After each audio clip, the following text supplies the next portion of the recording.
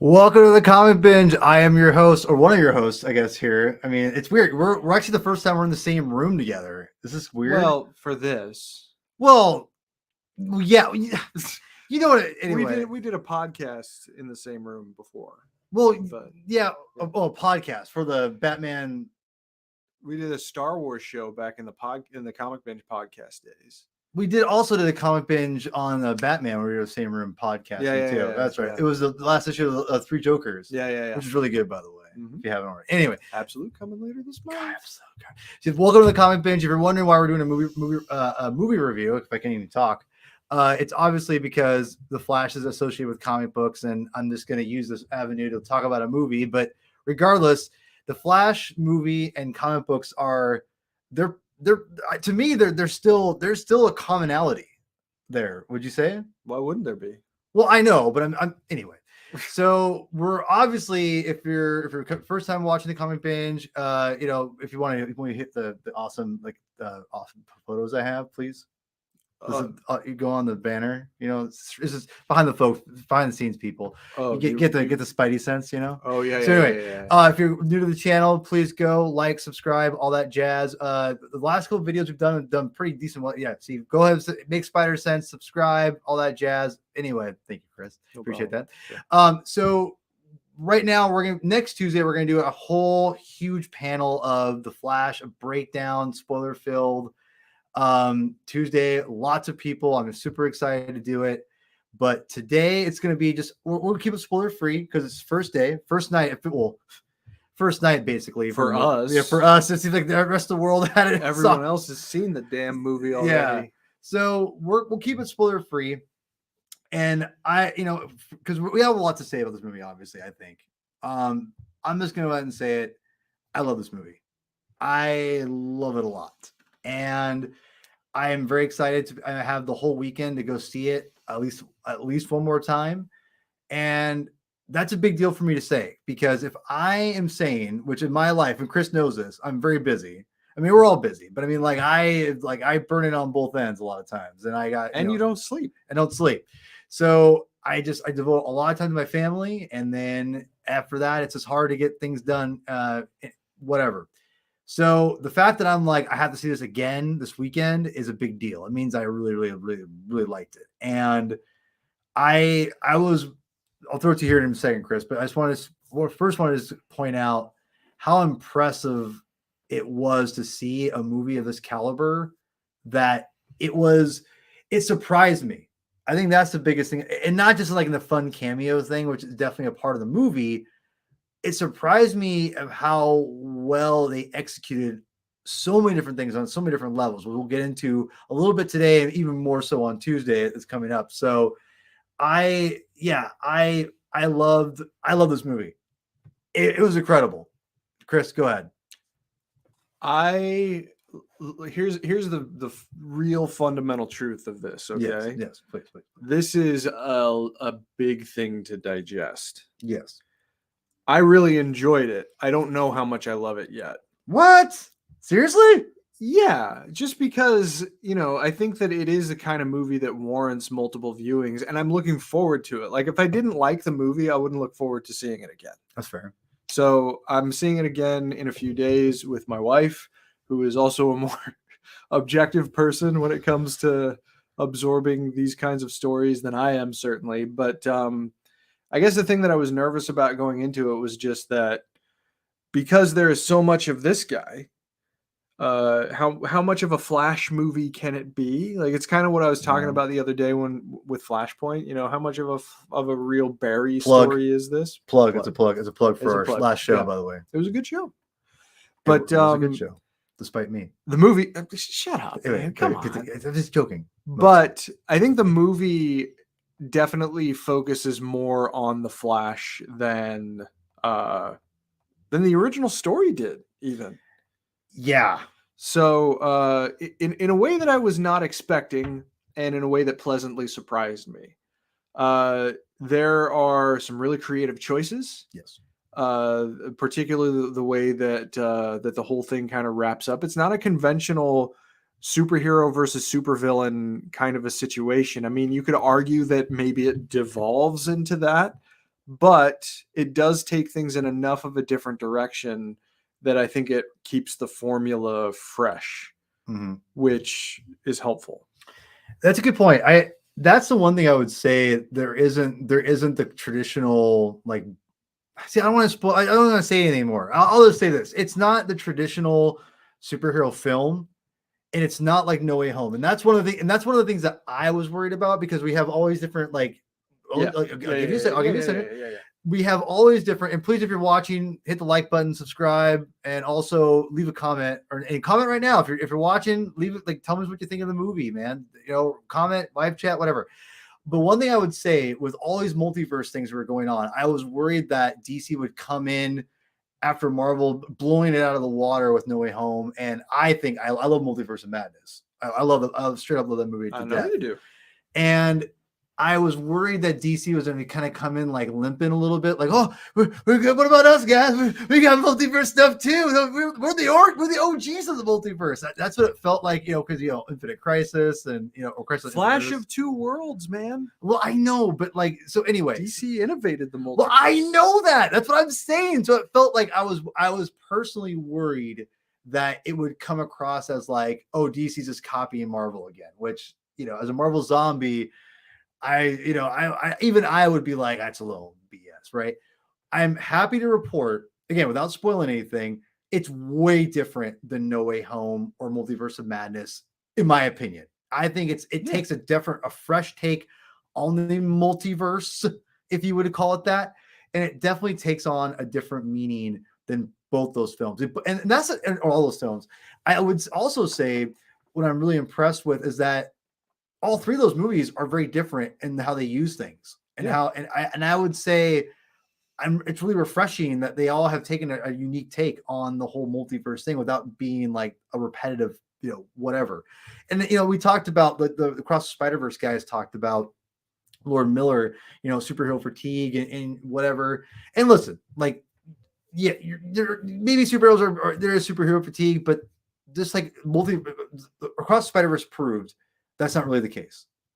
I mean, it really is. Like, they did amazing last week. And I think this movie only extends that, because it is definitely not the traditional superhero film. It's a superhero story, straight up. Like, if you like superhero stories, you're going to love The Flash. I mean, despite, unless you are anti Ezra Miller, which I don't want to get into that, but I'll just say, if you're anti Ezra Miller, nothing's going to change your mind. If you're indifferent, or if you're okay with everything and you want to enjoy yourself, you are going to love The Flash. In my opinion, I think it is a phenomenal film. I really do. But I would say that the fact that it's a unique take on superheroes in the multiverse, even with everything on top of it, like all the stories, like the Flashpoint, which borrows heavily from the comic we reviewed last Tuesday. Wink, wink, nudge, nudge. Go plug. It's still unique and different, which I was really impressed with. Yeah, I mean, when it comes to just the structure of it, honestly, like, even if you've only seen some of the trailers, just try to assemble in your head how you think things are going to be resolved. And I would be surprised if it conforms completely with your expectations, even on that basis. So, I have been looking forward to a Flash movie for most of my life. I'm not going to let any single... Just show them the shirt. I'm not going to let any single person... That's old shirt too. That's not from last week. I got it in almost 15 years ago. But I'm not going to let any single personality spoil my experience watching a Flash movie. I wanted to see a Flash movie for a really long time. And the idea behind sort of the primary conceit for the story, it's a good one. It's a nice, I think, send-off for a previous generation of DC cinematic stories. But in its own way, too, it's a celebration of DC cinema. Absolutely, yeah. And not even just DC cinema, DC adaptation. Like, there are a lot of things that are evoked in the movie that call back to some of the oldest comics adaptations in history. So, what is that? It's my cup from my car. Oh, because my drink that's is so funny. this drink is so big, people. It just- It it decided took to your cup- take your car's cup the whole over. cup. I didn't even realize it. So continue. I didn't mean to interrupt. No. I mean, it's just like as a big DC fan, you know, it's fun to see a bunch of different types of adaptations evoked, and in a way that I think makes sense, especially if you've read a Crisis or two or three or four. You know, it takes things in a fun direction, and I'll be really interested to see what sort of the wider consensus is. Not universally praised by certain people, and that's a totally fair that's perspective. crazy. That's crazy to me. Well, I can see how it would be divisive though, just in terms of like the storytelling. But how? Like that's what I mean. Without we can't talk about. We can't. I'm very when we get off. When we turn this off. I'm very interested to hear why. Yeah, but sure. but and on Tuesday, obviously, because again, this coming Tuesday, I have a plethora of people I plan on having come who I respect and love, And the gloves will come off. And the gloves are going to come off. We're going to go detail. I'm probably just going to shut my mouth and just direct the conversation. But so go ahead. That being said, I mean, you and I were talking a while about before and after the movie about Andy Muschietti and the stuff that he's done that we've liked in the past. And I think that there is a lot of cinematic artistry on display in the movie. I was gonna get to that. The CG stuff is going to be debatable in certain scenarios, and we talked a little bit about that. On Tuesday. We'll dive into it. Well, I'm gonna dive in on Tuesday, not today, but Tuesday. How important that is in terms of what the movie is trying to do and the story is telling, it's minimally important. But could it be distracting for some people? Absolutely.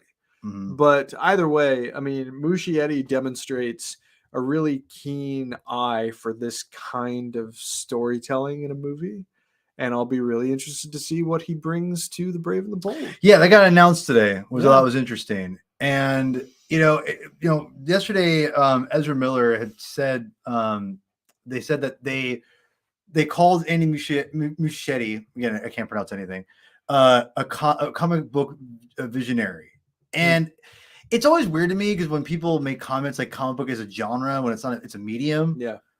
But superheroes. But I do think Ezra Miller meant honestly comic book because I think Andy, he must be a fan of the medium, because the one thing I would say it felt evident to me anyway was the fact that the pacing of this movie was incredible. Like that's one of the biggest things for me. I thought it did not feel as long as it was. And not only that, it never felt boring.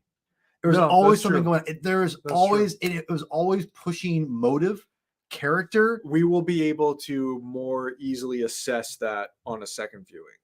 I think that's fair. It's easy to get caught up in the dynamism and how kinetic this movie is, which makes sense. It's the Flash, right? Yeah. But on a second viewing, I think that you and I will both be able to sort of assess that on its own merits. But as of right now, I agree with you. Well, and here's the thing with Andy. I don't know. Like again, he write or he drew the cover of like the prequel comic. I think he did a variant for it that got pulled. That's right. Okay, he was like half naked or whatever. Right. Yeah. Okay, that's right. But regardless, I would say that Andy, to me, the directing and the pace in this movie is its secret weapon, and the fact that he's going to be doing the Brave and the Bold and Batman and Damian Wayne story, like especially with how many Batman he like handles in this movie. Well, then hold on, but we already know that. Like that's not a spoiler. Okay. I mean, we already know Affleck's in the movie. We all know what's his name, or friggin' Keaton's in the movie. Yeah. So anyway, that's what I mean. Those two people. Okay. So the thing is, the fact that I thought he handled both those Batman extremely well was very impressive. Arguably, he handled Affleck the best. Affleck's voice was weird. See, I don't know. I actually think that his voice makes a lot of sense. Like when you hear Affleck's normal speaking voice, and then you hear sort of the growling authority that he applies to his Batman, like that's a sign of a good actor, you know? Like if you're able to modulate your voice in such a way that you can sound like a different person, because his Batman does not sound like him. Like the sign of a good actor, to me, one of the signs anyway, is the ability to change your voice. and he consistently has done that. Here's the problem: you can change your voice, but you also sound weird and not good, kind of like Christian Bale. Like, I actually, to be honest, I don't think here's what. Well, yeah, I think Bale's is still. I need to see it again. The one thing I would say about Bale's voice that I was not a fan of was I liked the modulation they put on his voice previously.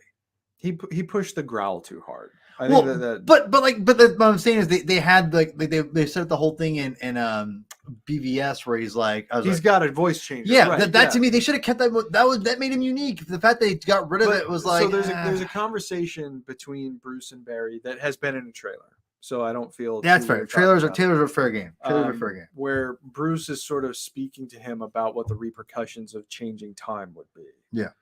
And I actually really like the way that Affleck played that. I think that he has the energy that you would expect, particularly a seasoned Batman, to have, because Barry is pouring his heart out to him about all the things that Barry might be able to change, including saving Bruce's parents. Right. And the way that Affleck plays that moment, I don't want to say exactly what happens, but the way that Affleck plays that moment felt exceedingly Batman. And not just Batman to me, but DC Universe Batman. That's fair. So I loved it. I loved that part.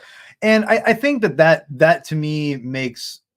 I love Affleck's Batman. I think he's a great Batman. Don't get me wrong. You know me. I love most of that you could call it the Snyderverse or whatever you want to call it. That of all of Batman. Well, besides Justice League, whatever you want to call it. Are you really going to go in? Let's. No, I don't. No. Hold on. I just want to say for the record, his Justice League is not terrible. It's just not great. Affleck for all of the issues that all of Affleck's appearances as Batman have had up to this point, Affleck himself was never a problem. No, I agree with that. I agree with that. So I guess, we're going to keep it kind of short here. So we'll go for a little bit longer. So you need another one, but do you think you would love it if it goes the way, if the second viewing goes the way you think it might? Do you think you'll love it? Yes. But that's the thing with these movies too, is that it takes a long time to cultivate like real true love, like I didn't necessarily love The Dark Knight the first time. You didn't like Man of Steel the first time you saw it either. No, I didn't. You still don't like it.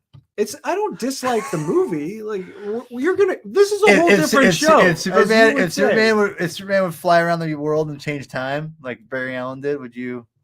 Look, it's a different time, man. Dude, in more ways than one. Dude, more ways than one. Christopher Reeves was the first freaking multiverse dude because he spun the world around and changed back time.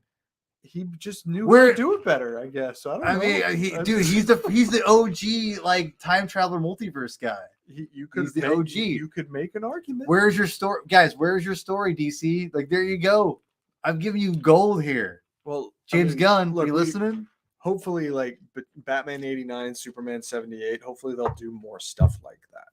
There's more characters that they can. Dude, that's a Superman 78 story waiting to happen. Dude, give me Superman. Vendetti, I'm giving you gold here. Comic books, people. Give me Superman 51.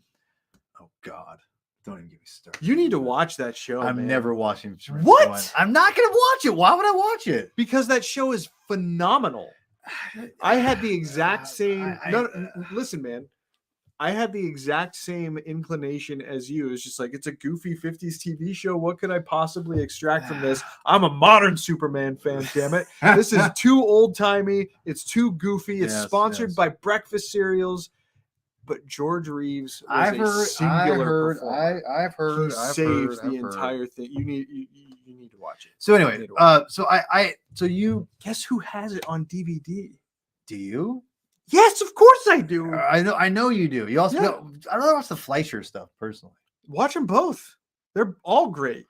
Look, time is hard right now. You know this. Yeah, but it's so easy to watch a 20-minute Superman episode. And it is. But anyway, so we'll watch the Mole Men. We'll watch the Mole Men. That sounds fun.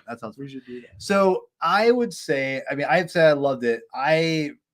I don't know. I really do think DC's been hitting it out of the park, man. I mean, like, I love the Suicide Squad. I didn't see Shazam. You didn't? Remember? We saw what? Wait, we didn't see Shazam for the Gods. Remember? Because we you saw it with your family. You didn't see it with me. Oh, you're right. Yeah. Yeah, I'm So I didn't see sorry. that movie. But I will say, here's what I'm going to You say. gonna borrow my Blu-ray? But Black I Adam, bought it. and Fury got was. I'm going to buy it on 4K. I'll buy both of them on 4K eventually.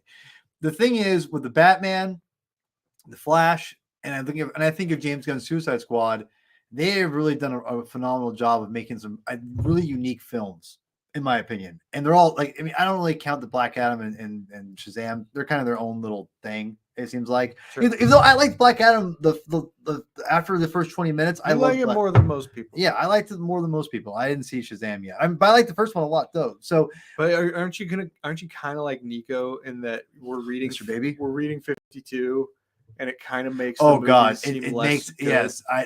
I would say that reading 52 has made another Black plug. Adam another plug. Go check out our 52 series. Yeah, it's in the playlist. It's fun. It is a great fun. No, people watched the first video. They haven't watched the second one yet. Oh, I'm not sure what happens. Go watch the second video of the binge of the 52 volume 2. It's great. It's fun. I'm just gonna say that I really appreciate the kind of films they're giving us. Those three big ones are unique and interesting. Yeah. And I don't know. I think that with James Gunn, and James Gunn had nothing to do with these, the Batman and obviously the Flash, but the Flash, it's really cool to see the authenticity, if I'm saying that correctly, of James Gunn and how he's really championed the Flash, and that you could tell that it was genuine. And he was on that Inside of You with Michael Rosenbaum. Yeah, it was a great interview, by the way. If you haven't watched it, go watch it. It's fantastic. He talks about how he kind of very much in passing the Flash, one of the greatest movies ever. Like, I mean, he's kind of being a little hyperbole, obviously, sure, but he's been saying like for a while that Flash is a phenomenal film. He wasn't lying, man. It's you could tell he believed in that movie from the start. Yeah, and to be honest, I do wish that they would have waited to put the movie out when there wasn't so much around it. Because this movie is going to have legs. There's no doubt about it. This movie really should have come out in 2018. 100%. They should have shot it out then. This movie could have been huge. But regardless, I do think this movie will have legs. I think it'll do well this weekend. It'll do decently, and it's pretty good next weekend. Then obviously more of these big movies come out, and it's gonna destroy a little bit. So sure. Anyway, do some final comments here, and Mr. Sketchcraft's on the phone. Mr. Rob, my buddy Rob. I gotta tell you about me and Rob. Yeah, I gotta tell you about me and Rob in a second. All right, a little bit. Cool. This whole thing. Hi Rob. But Rob, go ahead and chime in. Are you gonna watch this movie? Some tells me you're not gonna watch this movie, but maybe I'm wrong. I don't know. But I loved it. This for the record, I freaking love this movie. I'm gonna say this right now, and this could be controversial, but I think legitimately I would love to see Ezra Miller back as a Flash. Oh, get the smoke off the mic. My God. Is that am I I don't think that's a particularly controversial take. Well, for some people it is. Maybe, but I mean, I don't really have an opinion on them at the moment. Oh, okay. I mean, it's just kind of, it is what it is, and it'll work out the way that it will work out. Honestly, that the personality component is very secondary to me when it comes to this movie, because I've been waiting for it for a very long time. So it's absolutely worth watching. I think that it is pretty interesting in terms of what it posits for the future of the DC film universe, or I guess it's just going to be called the DC universe. Mm-hmm. And I look forward to sort of assessing it isolated from all of the hype leading up to because I've been looking forward to watch, like you, I've been looking forward to watching this for a really long time, and it felt like we were the last people to see it. We were the last people to see it, but not we. It felt it was. We were literally, of all our friends, we were literally the last people to see it in our crew. Definitely seemed that way. Yeah, you'll suck. Here's really okay, Rob. Yeah. Sorry. Before a few extra minutes. This person, if you have questions, you can hit us up for a few minutes. We'll stay on for a few minutes longer. Rob, hit me up with your thoughts really quick on this, man. I know you have a lot to say, but just throw it in here. Just give me. How about this? I don't think you're a grade guy, but give me like a out of 10. What's your ranking out of 10? You can do 0.3, it could be 8.3. 2.5, whatever you want to do. Just give me a ranking out of 10. I'm very curious. And if you have questions, Jordan, if my eyes are bad. Jordan, if you have questions, hit us up with some questions. If you're out there, ask us. And if you have questions for Tuesday, throw us out there because we'll have a lot of people. And like I said, I'm glad we're doing this now because I don't want to just dominate the conversation on Tuesday because we have so many people. Because I can't wait to get in people's heads about this. Like I can't wait. Let's see here. We got all right. So we've got it's funny you brought up the music because the pop music, or we say the actual like rock music, you could say, or whatever you want to call it, that wasn't that's just a kind of par for the course. Sometimes it really worked. I want to say this right now. The score I thought was actually pretty good. Like I'm a music guy. Yeah. And besides like the classic, like let's play the motifs, so like the Batman theme, yada yada yada, right? I was actually impressed with like the music overall. Like besides the pop music, the pop music was fine. It's just, you can't control that stuff as long as you're not going to go Daredevil 2002 on me, which is like the biggest time capsule piece of shit of all time.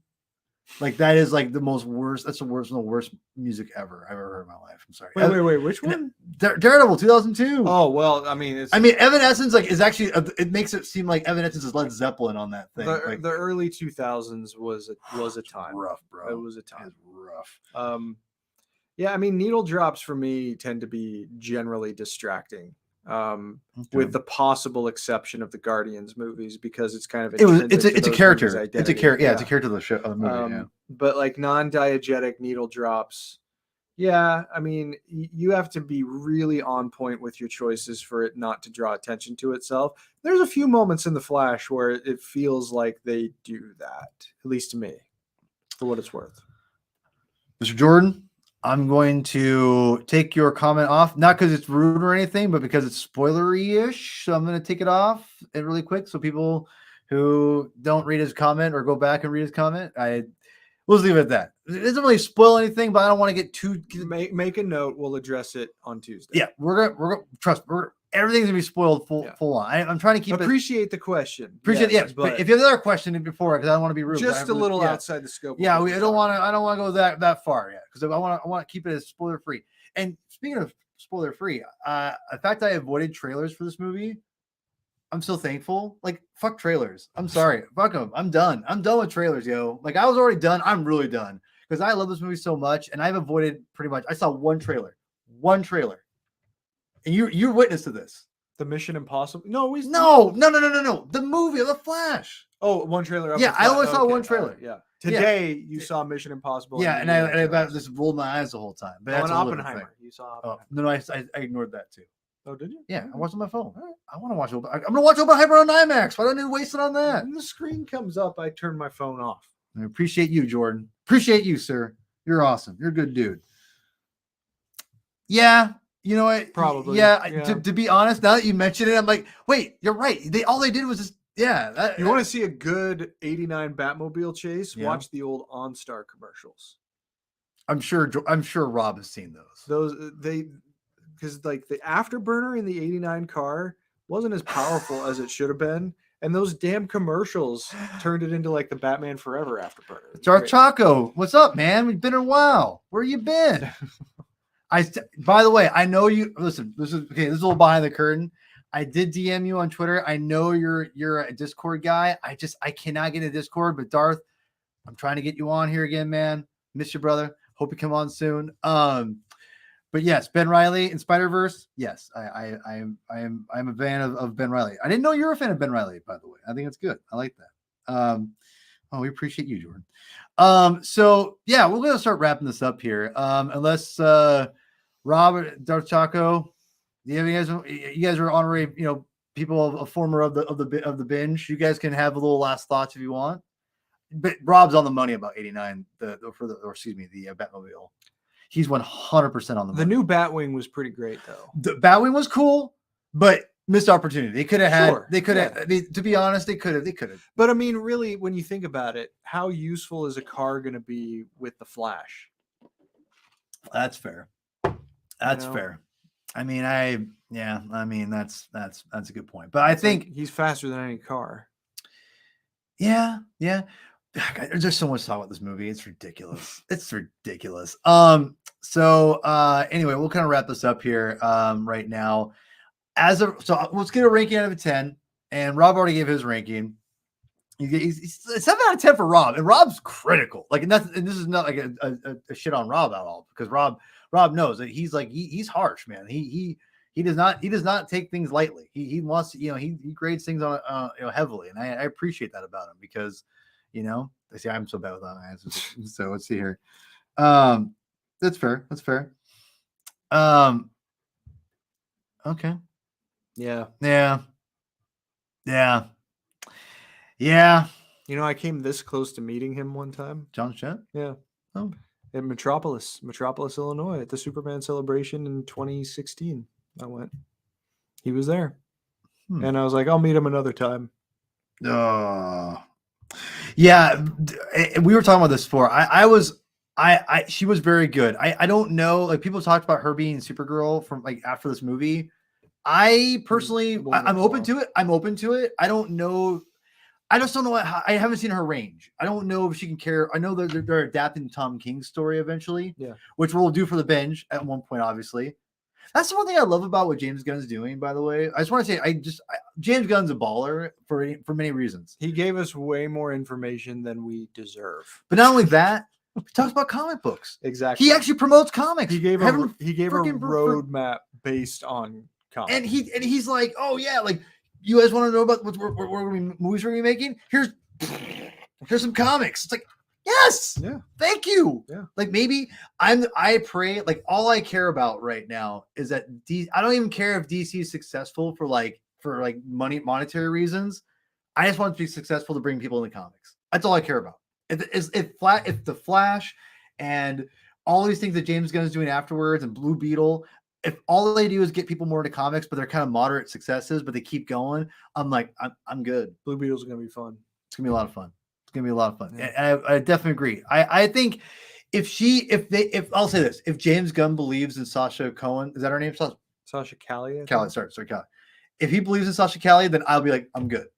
But it remains to be seen if they do, but it's there. The story that is being adapted emphasizes kind of her anger a bit, and I think she demonstrated she has that kind of a range about her based on this. I would say she's got I don't know her range, I don't know, but she's got presence. Definitely. Lady's got presence. Definitely. And that is something you can't teach. That's something you can't write it. You can't. She is very much descended from the aesthetic of Henry Cavill, which in a good is not a bad thing at all. Yeah, absolutely. In fact, it's a good thing. I would agree. So let's wrap this mother up, dude. If you guys haven't already, please like, subscribe, and obviously, this is DC, but sorry, y'all. I'm a Spider-Man fan for life. That's how we do it. Same bat time, same bat channel. God, I hate you. But no, please. This Tuesday we're gonna have a big show. I'm not even sure how many people we're gonna have on. I might have on like 8 people. I hope I can make it. You may not make it because we got the swim lessons again. You'll show up eventually. I'll try out. Yeah, but now we got the bedtime thing. Yeah. This is the joy of parenthood. It really is. By the way, we should do this more often. This is a different energy when we're by each other. By the way. Of course it is. But what's anyway? I digress. All right, we'll analyze it. We'll analyze it later. Okay, exactly. So if you haven't already, please like the video, subscribe. I really appreciate everyone who's watched the videos. Even if you dislike them, that's fine. You watch it. I appreciate it anyway. Hate watching is still watching. Hate watching. That's how those guys make their money, right? Well, most of them. But yeah, go like the video. This Tuesday we're gonna have a way bigger. It's gonna be way longer. I try to keep the videos at an hour, but Tuesday's gonna go nuts. With the amount of people, it's gonna be like 2 hours, easy.